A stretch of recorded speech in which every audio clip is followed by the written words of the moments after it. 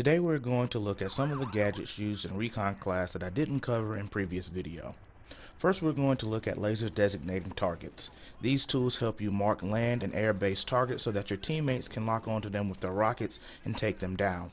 These attacks can often increase the damage done to land, air, and sea-based crafts, so coordinating an attack this way can often be your most effective route in taking down heavy protected enemy vehicles. Now let's look at the PLD. The PLD is available from the start for the Recon class. It is completely mobile, meaning you can move around with it instead of having to place it in certain spots on the map like the SalemXT. The PLD comes with a built-in rangefinder of 500 meters for ground targets and 300 meters for aerial targets, and has a really nice ×3 zoom. It can lock onto all vehicles, whether at sea, in the air, or on the ground, as well as equipment placed on the ground by the enemy team. So there are a few things that I want to point out about the PLD that really causes me not to use it a lot. One of them, this isn't so much a reason why I don't use it, but it's a gripe against its misuse. Snipers that use the PLD just for range finding, you should know you aren't helping your team.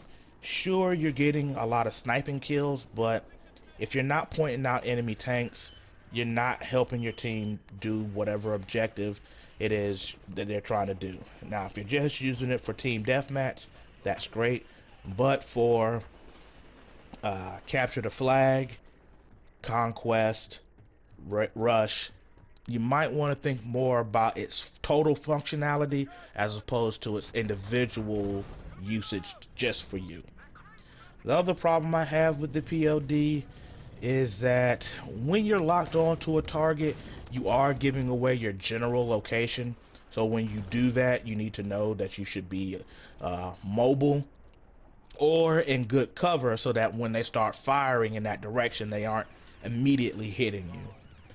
My last gripe about the PLD, and this is the biggest reason I don't use it a lot, is that when it's faced with multiple targets, it will not immediately choose the target you want it to lock onto. It will choose any random target that it's faced with. So if there is an empty tank and an enemy tank, it might pick the empty tank over the enemy tank. And that's one of the reasons I generally don't tend to use the PLD. Now let's move away from the PLD and start talking about the SalemXT. The SalemXT is a more advanced laser designator that's unlocked after you score 26,000 points in the Recon class. The good thing about the SalemXT is that you can place it down, walk away, and it will immediately start marking targets for your teammates. Or you can find a nice spot, lay low, and control it yourself. Its range for aerial targets is 200 meters further than that of the PLD, placing the range at 500 meters, and the ground distance is the same.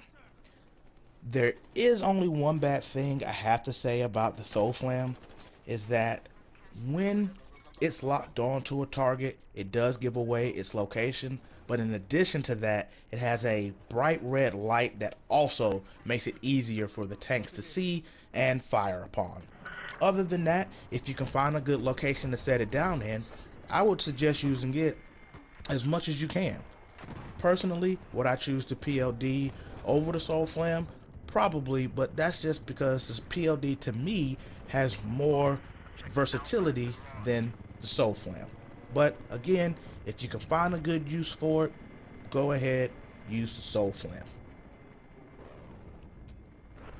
The last laser designating device that I want to cover real quickly is the SUAV. The SUAV is an unmanned aerial vehicle that is remotely controlled and allows the Recon to perform surveillance or target enemy vehicles both in the air and on the ground. It does have about 30-second battery life, so when you're using it, be tactful and try to get as much use out of it as you possibly can. So here we are at the finale, the grand poobah of tools. Well, not really. The last tool that we're going to cover for the Recon class is the Claymores. Claymores are anti-personnel devices that launch 3 tripwires shortly after being deployed. Breaking any one of the 3 tripwires will detonate more than likely killing your enemy upon detonation. Great places to set these are at the top of staircases, in the door frames, in the shadow part of it where it's kind of hidden, and hopefully when the enemies pass through either of those, they set it off. One thing to keep in mind is that if the tripwires don't spring out of the claymore, you won't get an actual detonation, so you have to make sure that when it's set down, you visually see them kind of shoot out into something. The last thing I want to say is when it comes to setting them in front of elevator doors, it's better to set them to the side of the elevator door than in front. If you set them in front of the door, the tripwire is more likely to go into the door, and when the door opens up, it will set it off, and you won't get to kill your enemy that's trying to come at you. Other than that, I do like the claymores. I just like C4 a little bit better.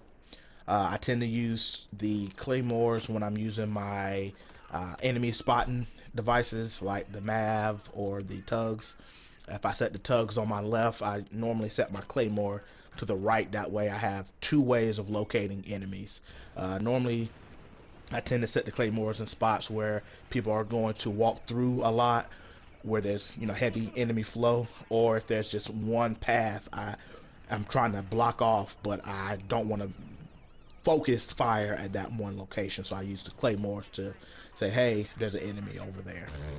I don't have anything really bad to say about the claymores. I just don't tend to use them as often as most other people do. With that in mind, I hope you guys enjoy this video.